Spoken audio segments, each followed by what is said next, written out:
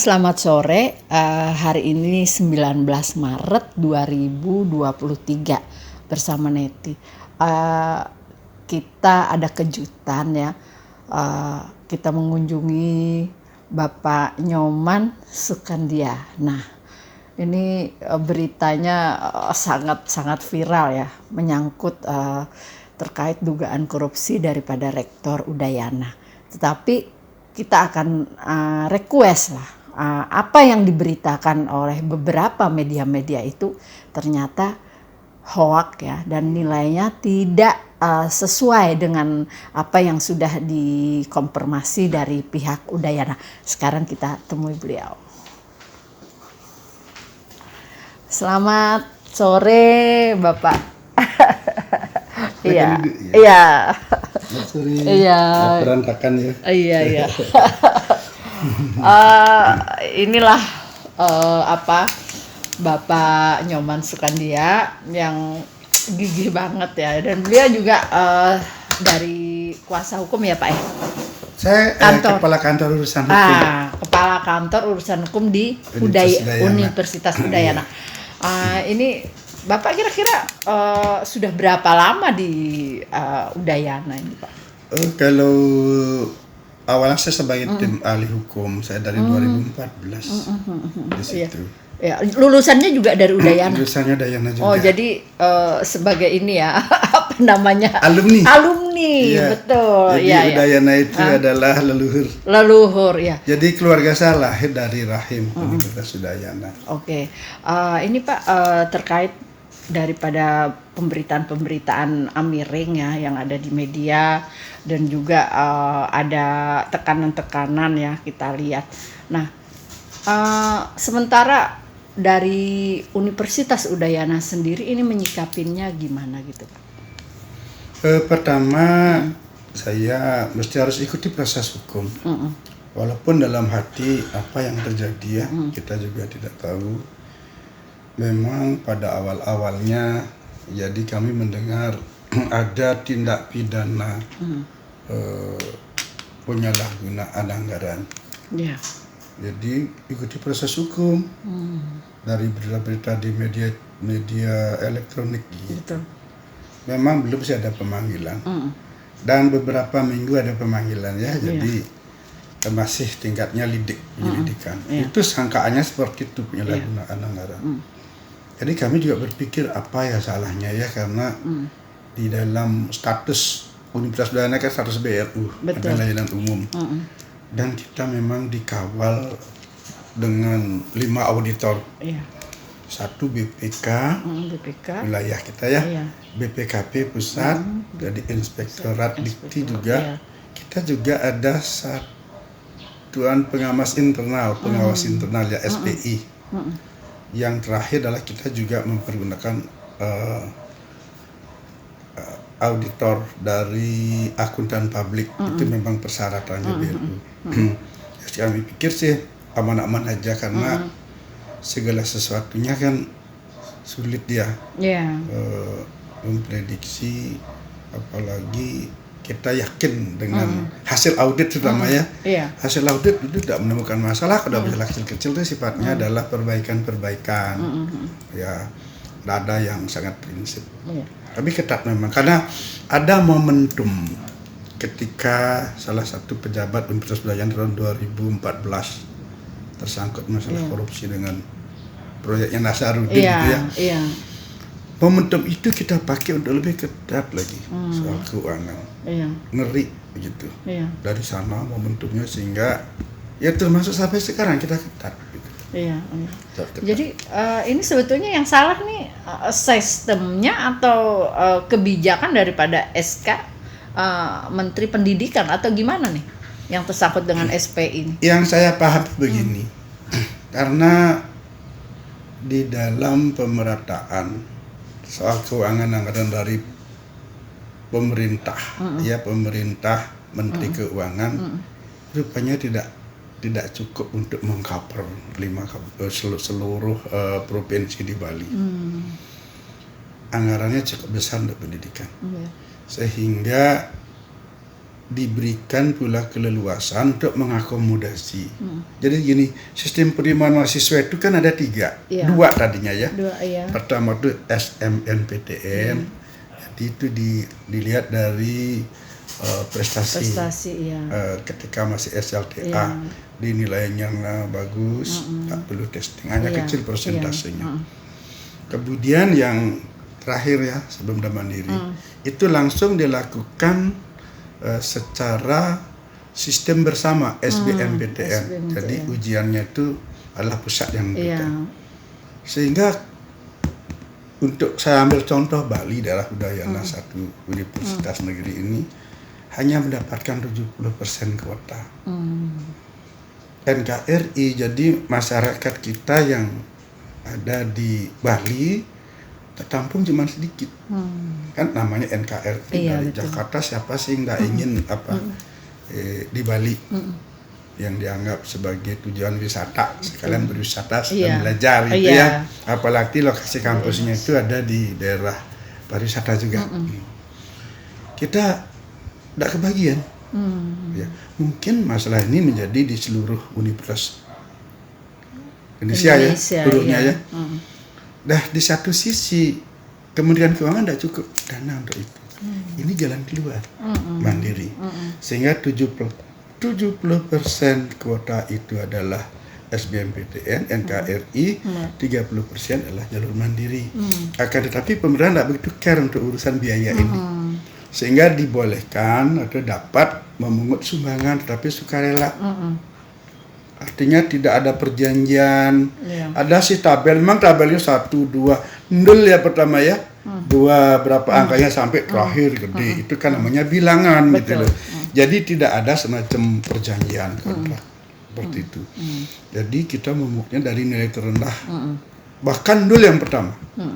Tapi memang banyak kan beli nol, siapa sih tidak mau gratis. Apalagi diumumkan nilai sumbangan itu tidak mempengaruhi hasil testing. Nah, ambil contoh, kalau kedokteran misalnya 200, kita kan dapat 150, 140. Jadi 60 atau 70-nya dari jalur mandiri, seperti itu. Biasanya pemerataan cuman ada SPI, disitulah lahirnya SPI. Jadi pemerintah melalui Permendikbud nomor 25 tahun 2020 memberikan peluang untuk itu. Sebelumnya sudah dirubah diganti, saya sebut yang terakhir saja. Jadi dapat memungut. Nah, hampir semua perguruan tinggi negeri di seluruh Indonesia melakukan hal ini dan dengan sistem yang sama.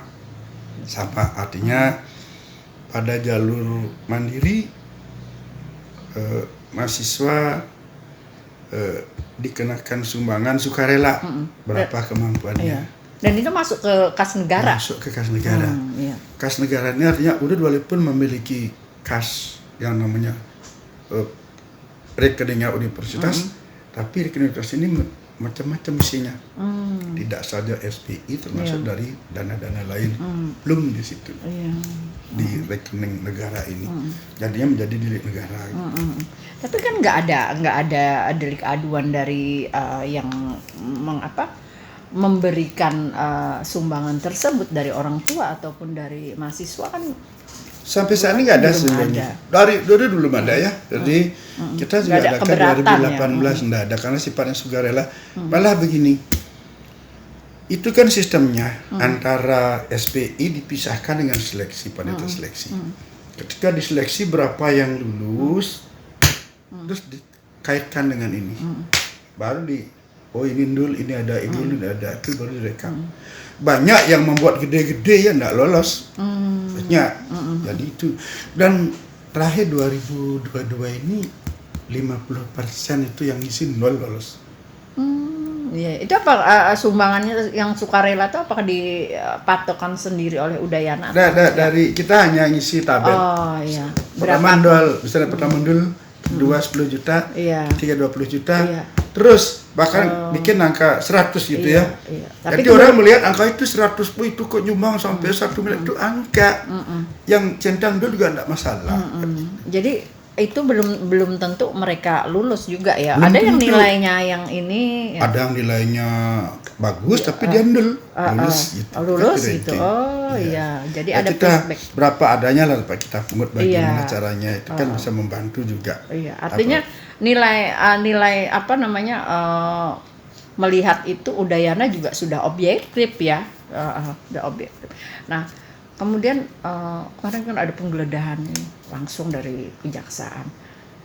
Itu kira-kira menurut Pak Nyoman sendiri kira-kira kurang kredibilitas nggak gitu mereka dari kejaksaan itu langsung gitu? Nggak langsung sih melalui pemberitaan Ya, di pemberitaan dulu media ya. elektronik di UNUD ada kasus gini. Kita pada bertanya karena kita berkeyakinan bahwa kita tertib, Ya. kita layani, jangan mempersulit. Jadi kita mesti kooperatif. Memang betul ketika ada penggeledahan dan sebagainya sudah meningkat, ada 3 tersangka di bulan Januari. Ini awalnya Oktober loh. Oktober lama prosesnya. Ya. Januari sudah ada peningkatan 3 tersangka. Terus yang waktu itu sangkaannya tersangka ya. Ya. Sangkaannya adalah penyalahgunaan anggaran. Jadi kita belum tahu yang mananya. Ya. Akhirnya kan kita ikuti terus pemeriksaannya. Awalnya kan penyelidikan, ikuti terus penyidikannya, disimpulkan oleh penyidik kejaksaan adalah pungli. Satu pungli, pasal 12E Undang-Undang 31 tahun 1999 dia, pungutan tanpa dasar dan penyalahgunaan anggaran. Nah, yang ditemukan pertama itu kalau awalnya adalah dianggap penyalahgunaan anggaran, terakhir ditersangkakan dengan pungutan tanpa dasar, yaitu tadi dianggap pungli. Ya. Terhadap 3 orang ini tadi. 3 orang ini ya. Telusuri lagi punglinya apa?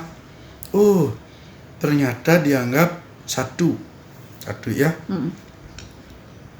Universitas Udayana panitianya sudah memungut terhadap mahasiswa itu ya, yang belum mahasiswa, masih statusnya calon mahasiswa. Iya. Nah, begini maksudnya.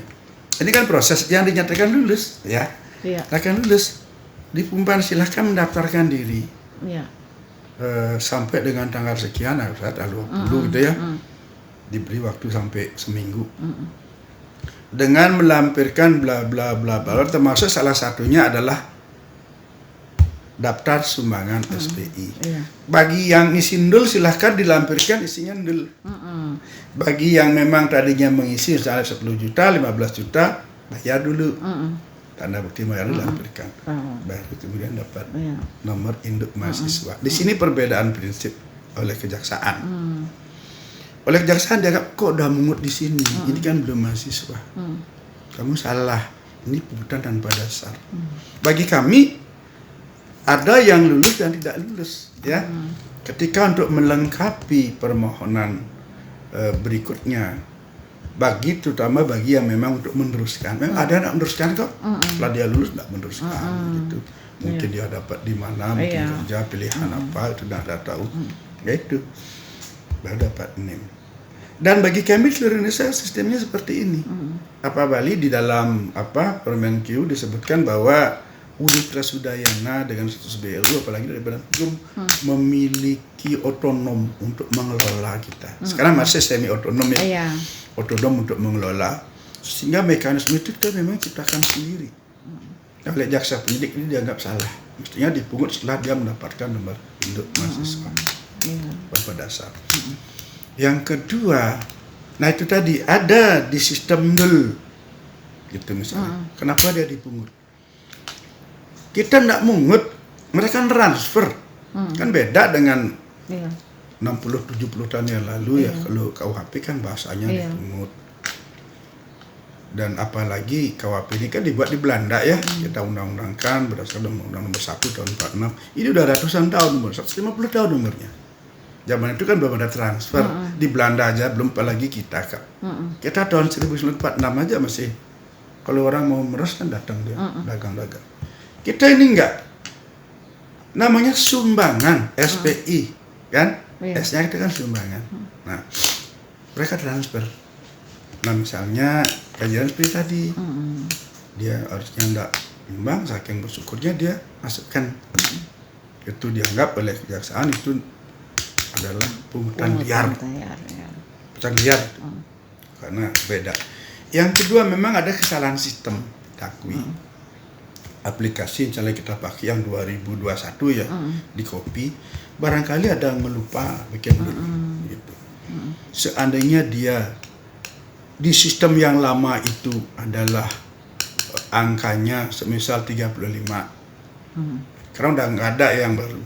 Jadi SK sekarang tuh angka 35 nggak ada itu misalnya, madam 35 langsung misalnya 30 langsung 50. Jadi nggak cocok dia, sehingga dia harus memilih angka 50, kan nggak turun gitu ya. 50 itu akhirnya dia lolos. Nah itu dianggap salah sistem. Makanya kemarin kami bilang namanya saja administrasi sebagaimana dengan BPK ya. BPK ini pemasukan yang sesungguhnya kalau akumulasi dari tahun 2018 angkanya cuma 1,8. Mungkin bagaimana ngitungnya saya juga nggak tahu. Iya, jadi gede banget, jadi liar. 3,9. Iya, sampai ke 500 juga. Dan saran BPK, pemasukan ini dianggap keuntungan negara gitu loh. Keuntungan negara. Artinya bukan keuntungan korporasi, pribadi, badan, tidak. Sehingga dimasukkan sebagai pemasukan bukan pajak ya. Pemasukan negara bukan pajak gitu. Nah ini pun ada catatannya gitu. Seandainya nanti ada yang komplain, terutama yang sistem tadi ya, dia merasa ingin nyumbang 35 atau dia diwajibkan ke 50, itu kita kembalikan ke 15-nya. Kalau itu memang kesalahan sistem kami. Ya dengan catatan tolong tulis permohonan, kita rekap, kita sampaikan ke Kementerian Keuangan. Nah ini juga proses, namanya kita tiap 2 tahun anggaran ya. Tiap 2 tahun anggaran, kalau kebetulan kita sekarang mau rekapitulasi dan lagi menghitung anggaran terutama untuk program-program anggaran kita yang akan kita ajukan ke pemerintah, ke Menteri Keuangan, pas itu masuk keluar DIPA 2 tahun lagi bisa. Itu yang membuat agak lama. Jadi sulitnya mengeluarkan dana itu seperti itu memang kenyataan begitu. Ada prosedurnya. Ada prosedurnya. Ini terkait waktu di UNUT kemarin itu kan pihak Undayana sendiri siap untuk pra peradilan ya kan. Nah itu mungkin jalan yang terbaik ya. Kira-kira himbauan terhadap mahasiswa yang pada saat ini ya mungkin ada miring-miring juga. Nah harapannya himbauannya gimana nih Pak? Biar stabil pendidikan di Bali ini khususnya untuk mahasiswa Udayana sendiri gitu. Himbauannya. Saya sempat menyampaikan sama BEM ya. Kebetulan dia anak Fakultas Hukum. Saya senang kalau anak-anak itu kreatif. Tapi dari awal harus jeli dan jujur. Kenapa saya harus katakan jeli? Di dalam mengungkapkan satu fakta, apalagi itu ungkapan-ungkapan di depan umum dalam kapasitas BEM, jangan begitu saja membaca di media lalu ngomong rektor turun, rektor miskinkan. Saya inginkan mereka belajar. Kalau ingin data yang valid, pernahkah membaca BAP? Atau kalau memang tidak bisa, pernahkah berusaha untuk tahu? Itu kan karyawan pejabat UNUT kan setiap saat bisa dihubungi. Misalnya dia tanya, apa sih hasil pemeriksaannya Bapak, bagaimana posisinya? Saya harapkan begitu. Saya inginkan masyarakat, mahasiswa, ya, mahasiswa apalagi mahasiswa hukum, belajar dari sulit. Jangan biasa kemudahan. Saya katakan, sambil tidur sudah berani beropini. Salah. Lihat faktanya. BAP itu adalah murni hasil daripada penyidikan. Maklum, burden of proof pada kejaksaan kan. Pasti dia sudah maksimal mungkin. Dari situlah harapan. Nah, kenyataannya seperti ini kondisinya. Jadi kita bukan mungut, tapi mereka membayar dan kita siap mengembalikan. Urusan administrasi. Nah, angka yang besar itu kan tadi angkanya 3,9, walaupun realnya 1,9. Baik. Angka yang besar itu adalah 105 miliar kerugian negara. Dari mana? Ini diaudit sama kejaksaan. Kita punya auditor. BPK, BPKP, Inspektorat, ditambah lagi SPI, Satuan Pengawas Internal, ditambah lagi satu lagi adalah akuntan publik. Dan berdasarkan DIPA kita menganggarkan, dan itu pun juga atas gojolokan dari Kementerian Keuangan 1.013 miliar sekian kok. Sedangkan audit kejaksaan menyatakan semestinya ada anggaran didistribusikan sebesar 105 triliun. Oleh karena tidak menganggarkan, itu menjadi kerugian negara. Rektor yang korupsi. Padahal saya katakan tadi, duit ini kan ada di kota. Duit ini kan ada di kas negara. Dan belum terkutak-atik. Belum terkutak-atik. Kalau keluar DIPA baru boleh dikeluarkan. Itu pun atas perintah. Gitu. Nah di sini dalam pelaksanaannya 5 ini auditor ini ngawasin terus. Kita berbekal dengan itu kita jadi tenang gitu. Tenang. Namun belakangan resah juga karena pemberitaan ini menyakitkan sekali. Ya kan? Apalagi misalnya anak-anak yang tidak paham udah ikut-ikutan memiskinkan. Bayangkan dalam kondisi sekarang ini bisa kita simpulkan bahwa Pak Retno tidak bersalah kok. Apalagi ada angka lebih gede lagi, 443 miliar. Oleh kenapa? Oleh karena perekonomian terguncang diasumsikan sekian, sehingga 500 miliar sekian korupsinya dari rektor. Pembunuhan karakter. Semestinya dimanapun kita, kalau itu tidak benar, suarakan tidak benar. Jangan ikut-ikutan. Cek and recheck dulu apa benar. Kenyataannya seperti ini. Kenyataan seperti ini. Sepeser pun tidak pernah nyentuh orang namanya uang di sistem. Tidak pernah nyentuh. Demikian juga untuk pelaksanaan belanja negara, konstruksi apa, itu melalui bidding contest, tender, lelang. Itulah kenyataan faktanya. Tapi beritanya dah sebesar ini. Iya. Jadi terima kasih banyak nih Pak Yoman atas keterangannya, dan semoga Udayana menjadi terang benderang ya dengan adanya penjelasan ini, dan kemudian untuk ke peradilannya juga ada sinkron ya antara Udayana juga dengan rektor, kemudian dengan kejaksaan, dengan ekspektorat dan sebagainya juga kan, jadi lebih terang benderang, masyarakat juga bisa dengan edukasi, terutama yang mahasiswa kan gitu.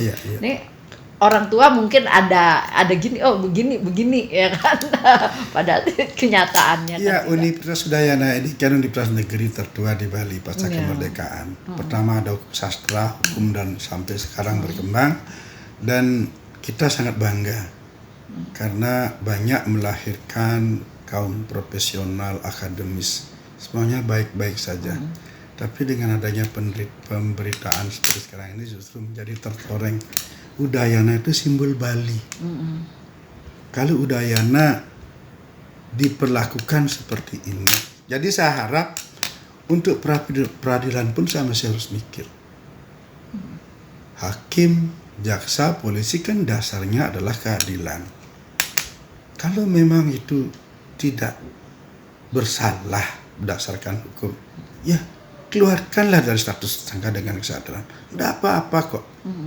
Maka saya katakan kan di dalam ilmu pengetahuan penuntutan itu penuntut umum harus adil, harus objektif. Dia juga tidak jarang jaksa harus menuntut bebas kalau itu memang dia tidak bersalah seperti itu.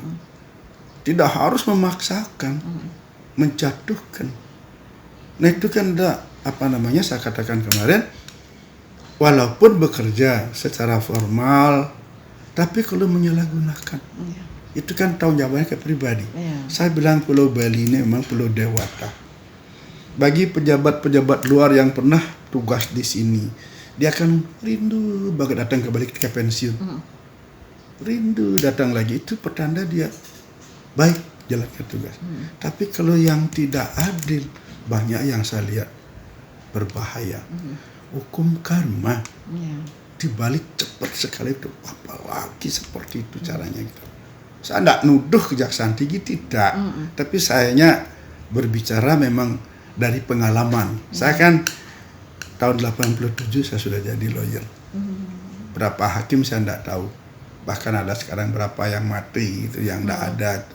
Dan bahkan saya dengar banyak yang menderita gara-gara sepak terjangnya di Bali. Jangan sampai menyusul lah, saya pikir gitu. Kembali kepada keadilan kebenaran. Kalian juga punya keluarga gitu loh. Ya kan? Banyak keluarga. Kalau mendapatkan perlakuan yang sama, pikirlah. Dan tatwam asi, kamu adalah saya adalah kamu. Jangan menyakiti orang, menzolimi orang kan tidak baik. Karmanya akan berbalik. Saya ingin menyelamatkan nama Bali. Seperti itu. Itulah uraian saya singkat ya. Ya, terima kasih banyak Pak. Itulah tadi keterangan yang kita dapat dari Pak Nyoman ya. Nah di sini kita mengharapkan juga kepada publik untuk lebih mencerna dan edukasi ya. Apabila ada pemberitaan, kemudian juga para media dan sebagainya, jangan dulu mempublikasikan sebelum ada klarifikasi, konfirmasi dari kedua belah pihak, kemudian mendapatkan data-data yang akurat. Nah untuk saat ini kita inginnya Bali menjadi Indonesia yang lebih baik lagi, apalagi ini jangan ada disangkutkan dengan ke 2024 ya. Kita pengennya pendidikan di Indonesia ini lebih maju, lebih agresif, bermartabat dan berintegritas.